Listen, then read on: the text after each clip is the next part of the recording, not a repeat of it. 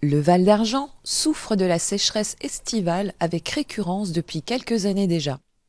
L'eau est un sujet de société et de nombreuses questions en découlent. Le Val d'Argent a décidé d'offrir aux citoyens une exposition retraçant son histoire dans la région. Cette exposition est visible au Siaple de Sainte-Marie-aux-Mines, centre d'interprétation de l'architecture et du patrimoine, jusqu'au 24 août 2023. Alors pour les mois de juillet et août, on a choisi une thématique qui est d'actualité, c'est le thème de l'eau. Alors parce que forcément on parle souvent de sécheresse, d'eau qui manque dans les réservoirs et autres, et donc on s'est dit que traiter le thème de l'eau cette année pouvait peut-être intéresser les habitants du Val d'Argent. Au fil des siècles, l'eau a rythmé la vie des habitants de la vallée. L'exposition L'eau en Val d'Argent permet à chacun de prendre la mesure de son importance dans la vie quotidienne et économique. L'exposition, elle s'articule autour de 3-4 thèmes un peu principaux. Donc on va déjà parler de la Lièvrette. Donc la Lièvrette, c'est le ruisseau qui coule tout au long du Val d'Argent.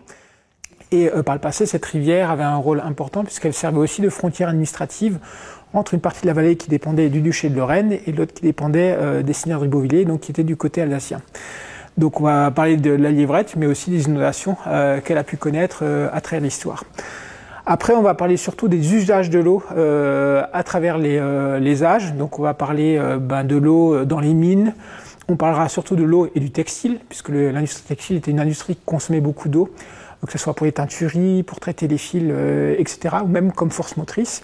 Et puis on va effectivement parler de l'eau comme force motrice pour d'autres industries comme les papetiers, les scieries et même la production d'hydroélectricité. De nos jours, il suffit d'ouvrir son robinet pour obtenir cette denrée indispensable à la vie. Contrairement à de nombreuses régions du monde où l'accès à l'eau potable n'est pas chose aisée. Il est nécessaire de prendre conscience de sa rareté.